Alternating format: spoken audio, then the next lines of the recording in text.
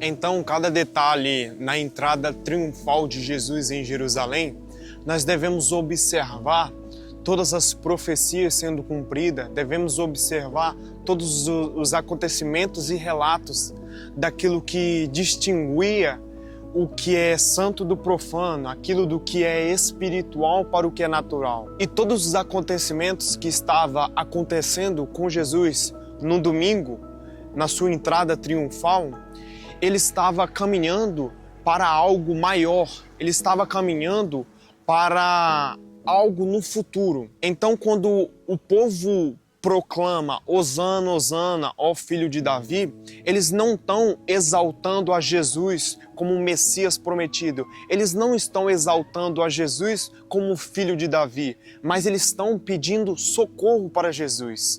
A palavra em grego, tanto no Novo Testamento como a palavra em hebraico, em Salmos 118, verso 25, está falando sobre um socorro, está falando sobre uma urgência de ser libertado. E quando o povo clama a Jesus, eles não estão querendo o senhorio, não estão querendo a pessoa de Jesus Cristo, mas eles estão querendo uma libertação das mãos dos romanos. Quando olhamos para esse acontecimento, para esse relato, essa entrada triunfal de Jesus montado num jumentinho, eles queriam um rei, queriam um libertador, mas quando ele entra como rei, ele é acolhido, mas outrora ele seria rejeitado publicamente. E depois dessa entrada em Jerusalém, ele visita o templo, ele observa tudo que tem ao seu redor e ao entrar no templo, ele observa o culto de Israel, ele observa aonde estava se dirigindo a adoração daquele povo. E provavelmente após ele observar tudo o que acontecia no templo, ele retorna com os discípulos para Betânia. E no dia seguinte, na segunda-feira, ele retorna para Jerusalém. Provavelmente ele tem descansado em Betânia, junto com os discípulos. Antes dele retornar para o templo, para purificar o templo na segunda-feira, ele se depara com uma figueira. Tal figueira essa que estava linda por fora, tal figueira essa que estava com suas folhas, estava com uma beleza exterior.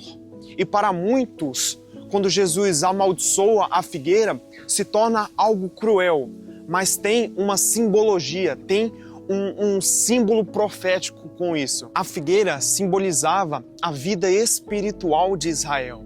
E quando Jesus decreta contra a figueira e diz que era para ela secar, porque ela estava aparentando algo exterior, e ele seca a figueira, ele está vindo como um juízo, ele está vindo como um decreto contra Israel, porque o culto já não estava mais sendo estabelecido para com Deus. E a figueira, ela tinha aparência, ela tinha forma, mas não havia fruto. E é por isso que Jesus, ele amaldiçoa a figueira. Após o período dele amaldiçoar essa figueira, ele entra em Jerusalém para purificar o templo e ele se depara com as mesas dos cambistas que estavam vendendo pombo. E para quem sabe, na lei, as pessoas mais pobres, elas não tinham um recurso financeiro para ter um cordeiro e sacrificar no período da Páscoa. E é por isso que os cambistas começam a vender pombo naquela época. Só que quando olhamos para esses relatos, esses acontecimentos, só que quando Jesus olha esses relatos e esses acontecimentos, ele derruba as mesas do cambista. Por quê? Porque a adoração não está sendo mais a Deus. Ele está olhando um templo corrompido, ele está olhando Israel como uma forma exterior corrompida. É por isso que ele vem como um julgamento. É por isso que ele vem decretando juízo contra Israel, porque agora não está mais sendo uma adoração sincera diante do Senhor. E Jesus, ao derrubar a mesa dos cambistas, ele está demonstrando que o problema de Israel não era apenas algo exterior, mas também algo interior. Ele está julgando, ele está condenando, ele está batendo de frente contra um sistema religioso que estava se aproveitando daqueles frágeis. E diante dessa corrupção, há infidelidade do povo de Israel. Percebam então a progressão No domingo ele entra sendo aclamado, mas na segunda-feira ele derruba a mesa dos cambistas. E Jesus está caminhando por um lugar que para muitos está sendo acidentalmente, mas não, Jesus está sabendo para onde ele está sendo caminhado. Jesus, ele não vem apenas como um rei, e não veio para ser um rei político, alguém que iria batalhar, iria guerrear contra os romanos. E é por isso que já começam as conversas entre os judeus, em que Jesus não viria libertá-los, mas iria explanar, viria colocar em pauta a falsa espiritualidade do povo de Israel. E depois desses relatos de Jesus ter derrubado a mesa dos cambistas, provavelmente ele retorna para Betânia novamente. E na terça-feira nós entramos nas controvérsias contra os líderes religiosos. Jesus, ele retorna para Jerusalém. Só que antes dele retornar para Jerusalém, ele se depara com a figueira, na qual ele tinha amaldiçoado. E ele se depara com ela e ela está seca. E aí ele entra em Jerusalém. Quando ele entra em Jerusalém, ele se depara com pessoas num cargo na política, ele se depara com os líderes religiosos. E quando ele se depara com esses líderes, eles colocam Jesus em prova, fazendo perguntas para que Jesus entrasse em contradição, para que Jesus fosse exposto publicamente diante do povo. E eles começam a fazer tais perguntas para Jesus, para que Jesus entrasse em contradição. Só que Jesus, assim como ele é recebido como um rei messiânico, ele também exerce essa autoridade diante dos líderes religiosos. E as perguntas feitas para Jesus, ele responde com autoridade, com firmeza, ele responde sendo concreto, sendo sucinto em suas palavras. Por quê? Porque Jesus não era apenas um mero humano, mas era aquele em que Deus tinha enviado para morrer para os seus. E diante das discussões, das conversas, Jesus demonstra algumas parábolas que estavam expondo a superficialidade daqueles homens que estavam fazendo perguntas para Jesus, daqueles opositores, e expõe publicamente a fragilidade, a prepotência dos líderes, dos fariseus. Note que Jesus não foi uma vítima sendo arrastada levemente para a cruz do Calvário. Note que Jesus, ele não está tropeçando sem enxergar o futuro. Note que Jesus está andando para aquilo que ele veio fazer. Apesar dos opositores quererem colocar Jesus à prova, Jesus responde com clareza e com autoridade contra aqueles que estavam querendo expor Jesus. Ainda na terça-feira, Jesus atingiu um ponto culminante na chamada escatológica. Ele fala sobre vigilância, ele fala sobre perseguição, ele fala sobre a queda. Ele fala também a hipocrisia dos líderes religiosos daquela época. Esse discurso lembrou os discípulos que a história ela não estava sendo contada. Jesus lembrou os discípulos que a história não estava sendo vaga num espaço de tempo, mas enquanto ele estava apontando uma perseguição, ele estava mostrando também para o povo de Israel que ele era a esperança daquele povo. Justamente quando parecia que os líderes estavam crescendo, justamente quando parecia que os humanos estavam no controle da situação, Jesus reafirmou a soberania divina dentro da história. Poderíamos chamar de calmaria durante a tempestade, porque na quarta-feira é diferente dos outros dias. É nesse tempo que Jesus se cala na quarta-feira. Poderíamos chamar de calmaria antes da tempestade, porque é nesse tempo que Jesus está em descanso por alguns estudiosos, por alguns eruditos, por alguns homens que se dedicaram a entenderem a quarta-feira. E quando olhamos para a quarta-feira, enquanto Jesus estava em silêncio, em Jerusalém, estavam conspirando contra ele, estavam querendo crucificar Jesus pelas suas palavras duras, estavam querendo crucificar Jesus por algo que ele não havia feito, estavam querendo crucificar Jesus por ser blasfemo em dizer que ele era o verdadeiro Filho de Deus.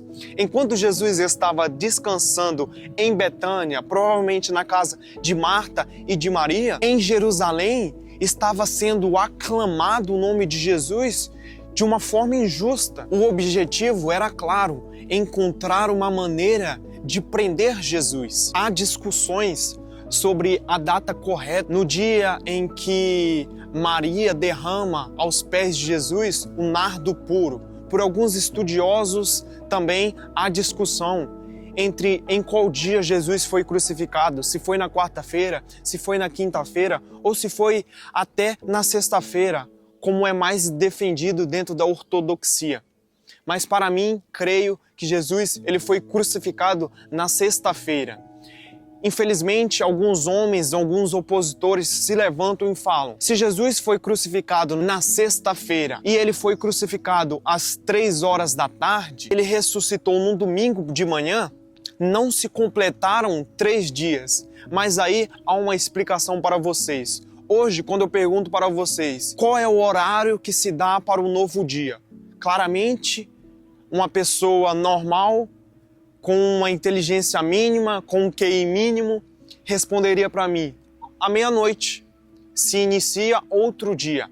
Para nós, então, o novo dia ele se reinicia à meia-noite, de meia-noite a meia-noite.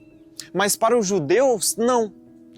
Para a tradição, para o calendário judaico, não. A data e o período de um novo dia seria no pôr do sol. Então aí se dá a conta de 3 dias. Se Jesus foi crucificado na sexta-feira, 3 horas da tarde, se conta sexta, sábado e domingo, porque são 3 pôres do sol. Agora entramos na quinta-feira. Nesse período é legal destacarmos, nesse período, ao invés de nós comemorarmos a Páscoa, como é uma tradição antiga, deveríamos comemorar a ceia do Senhor. Que é por isso que ele fala, na quinta-feira é um período em que a história se torna mais tensa.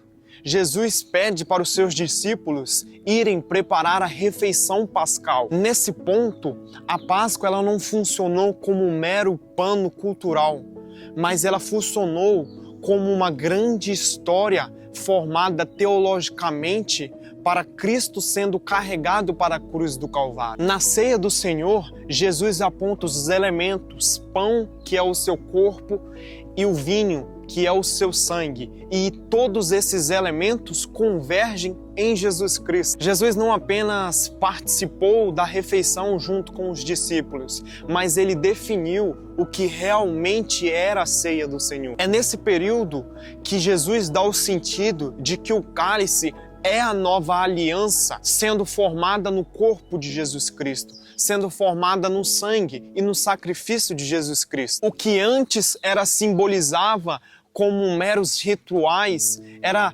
memorizado como meros símbolos, agora se tornou um símbolo, não apenas um símbolo, mas uma resposta definida que é Cristo Jesus, o apontamento para Cristo Jesus. Quando olhamos para o Antigo Testamento, ele sempre aponta para um Messias que viria no futuro. Era por isso que as pessoas antigamente eram salvas por fé, por alguém que viria no futuro. E nós, como os cristãos, cremos, temos fé, ouvimos a palavra de um Jesus que veio no passado. É por isso que nós temos fé. E como muitos de vocês sabem, no período da ceia, Jesus ele lava os pés dos discípulos. Jesus se diminui como um dos escravos menores de uma casa. E ele lava os pés de todos os discípulos. Ele lava os pés de todos os discípulos. Assim também ele lava o pé de Judas, mesmo sabendo que Judas iria traí-lo. ele cumpre o seu papel, mesmo sabendo que os opositores se levantariam. Ele cumpre o seu papel, mesmo sabendo que Pedro negaria, em que Judas o trairia, em que os outros discípulos iriam fugir. Jesus, ele não caminha para a cruz como um acidente ou sendo alguém meramente inocente, mas ele caminha para a cruz do Calvário cumprindo o que Deus havia colocado como propósito, e em obediência ao Pai, ele cumpre o seu propósito. E ao cear com os discípulos, Jesus expôs a fragilidade dos seus futuros apóstolos. Ele falou que a quem ele desse um bocado de pão iria revelar quem iria traí-lo. E após esse período de mesa, após esse período de comunhão, nós devemos também lembrar que na mesa não há aquilo que muitos pregadores falam: venham para a mesa, se sentam à mesa. Mas quando olhamos para a verdadeira mesa, nós enxergamos que na mesa tem pessoas falhas, que na mesa tem pessoas que negam a Jesus, que na mesa tem pessoas que traem Jesus, que na mesa tem pessoas que aparentam andar com Jesus, mas quando Jesus está em um momento de fragilidade, que era no tempo da cruz, os discípulos desaparecem. Após esse período de ceia, Jesus ele vai para um jardim chamado Getsêmani, no Monte das Oliveiras. É ali que ele pede para Deus afastar o cálice, mas que não sejais da vontade de Jesus, mas que seja da vontade de Deus. Jesus viu ali a maquete do Calvário. Jesus está caminhando em obediência, sabendo o que iria acontecer. É por isso que ele bebe até a última gota do cálice. E Lucas enxerga o que os outros evangelhos não enxergam. Ele é metódico e fidedigno ao escrever. Ele coloca as estacas históricas e coloca também o seu dom na medicina. Ele era médico, como afirma em Colossenses. E Lucas, ao escrever, ele enxerga que Jesus acaba misturando o sangue com o suor, junto ao Getsêmani. E muitos pesquisadores afirmam que é nesse período de Getsêmani, esse período de angústia, é nesse período de quinta-feira para sexta-feira, na madrugada, em que Judas chega com aqueles que haviam conspirado com Jesus no Sinédrio. E quando olhamos para esse relato, vemos que há uma angústia ao Judas trair Jesus. E quando Judas chega com os líderes religiosos, ali há interrogatórios, ali há julgamentos ilegais, ali houve audiência, houve covardia política, houve ódio religioso. E após Jesus entrar nesse interrogatório, Jesus é levado para os sumos sacerdotes. Eu não vou destacar aqui se é Anás ou se é Caifás, mas ele é levado para os sumos sacerdotes, para saber dentre eles se Jesus verdadeiramente estavam afirmando se ele era o Filho de Deus. Mas é nesse período Jesus continua firme em sua identidade. E muito provavelmente, quando Pedro está no centro de Jerusalém e durante a madrugada Jesus é interrogado. Ao amanhecer às 6 horas da manhã, Jesus é levado a extrema corte, que os judeus estavam sobre o poder romano naquela época. E Jesus é levado para os romanos, para outros interrogatórios. Jesus estava firme em suas respostas, estava firme diante daquilo que ele havia professado diante o povo, diante aos líderes, diante aos sumos sacerdotes, diante a corte, diante o sinédrio. Jesus continuou firme, e enquanto os muitos falharam, assim como Judas traiu Jesus por 30 moedas e levou os guardas provavelmente na madrugada, e assim também como Pedro traiu Jesus, bem provavelmente que foi nessa levação de Jesus para um lado para o outro, que ele encontra com Pedro, negando ele a terceira vez. É durante esse período que Jesus continua firme, sem falhar, sem errar, sendo acusado como um blasfemador. Jesus continua sendo o Messias perfeito. E chegamos ao sábado. Nesse sábado, após Jesus ser flagelado, após Jesus sofrer escárnio, após Jesus sofrer acusações falsas, após Jesus carregar o seu instrumento de execução, chegamos ao sábado.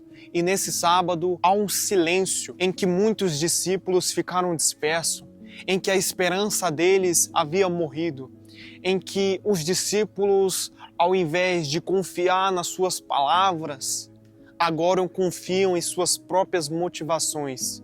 Agora confiam mais na dúvida do que ao que Cristo tinha dito. O sábado não foi o fim, e o silêncio do túmulo não havia sido concretizado como a derrota final. Jesus, ele fica no coração da terra durante esses 3 dias. Para muitos, Jesus não ressuscitaria. Para outros, Jesus era apenas um profeta.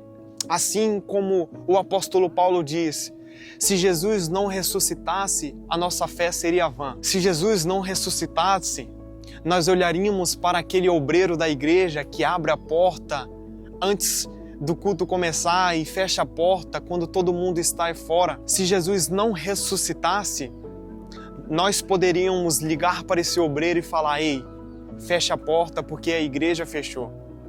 Fecha a porta porque não existe mais fé. Fecha a porta porque esse tal de cristianismo não existe mais. Pode fechar a porta, pode trancar os púlpitos, pode fechar as próprias Bíblias, podem deixar as suas Bíblias na estante, sendo empoeirada. É nisso que está a última confirmação do Evangelho. Um Cristo ressurreto. Mas para muitos, onde está Jesus? Chegamos no domingo, um dos eventos que para nós é mais importante dentro do cristianismo. Chegamos no dia final, e não é porque estar por último que ele é menos importante. Sabemos que aquele Cristo que entrou montado em um jumentinho, em que o povo aclamou Hosana, Hosana, e aquele mesmo povo que aclamou crucificam entre o sorteio entre Jesus e Barrabás, agora desce um anjo do céu, levanta a tampa do túmulo e Jesus já não está mais no túmulo. Jesus agora é ressurreto. Jesus agora está vivo e reinará para sempre. Só que as oposições ainda não acabaram. Os opositores ainda continuam querendo diminuir, querendo fazer a nossa fé ser vã. As autoridades subordinaram os guardas para que eles espalhassem uma fake news, para que eles espalhassem uma mentira acerca da ressurreição de Jesus. É nesse período em que os guardas falam que os discípulos roubaram o corpo de Jesus, fazendo a nossa fé ser colocada à prova. Mas enquanto as autoridades estão subordinando os guardas para mentirem, Jesus está triunfando, sendo ressuscitado, se ressuscitando. Portanto, a ressurreição de Jesus não foi um final feliz depois de uma tragédia. Ela foi confirmação pública de que a obra de Cristo foi aceita e de que a morte foi vencida e de que uma nova criação havia começado. Se a cruz mostrou o peso da redenção, a ressurreição mostrou a eficácia e sua vitória. E justamente nesse ponto de que toda a história se ilumina diante de todos os modos que podemos entender completamente. Veja que interessante, a entrada triunfal de Jesus no domingo fez sentido porque conduziu ao verdadeiro reinado de Cristo. E a purificação do templo fez sentido porque o Messias veio restaurar o acesso a Deus. A entrada triunfal de Jesus no domingo fez sentido porque conduziu Jesus ao verdadeiro sentido de sua obra. A purificação na segunda-feira fez sentido porque Jesus veio restaurar o sentido da reconciliação entre Deus e a humanidade, em que Jesus está sendo intermediador por nós. Na terça-feira fez sentido as controvérsias porque Jesus precisou concretizar a verdade diante da falsificação. Na quarta-feira, a conspiração no Sinédrio fez sentido porque está sendo o controle de Deus, está dentro do desígnio de Deus. Na quinta-feira, na ceia do Senhor, fez sentido porque o pão e o cálice está apontando para o sacrifício de Jesus, está apontando como elementos, como simbologia em que Jesus morreria pelos discípulos e por aqueles que creem em Jesus como único e suficiente Salvador. Na sexta-feira, fez sentido Jesus no Getsemane, em obediência ao Pai, tomou até a última gota do cálice da ira de Deus. O silêncio do sábado fez sentido porque ali demonstra que o Messias é o verdadeiro. E no domingo, a ressurreição fez sentido porque Jesus triunfou contra a morte. Obrigado por você assistir esse vídeo até o final. Tchau, tchau.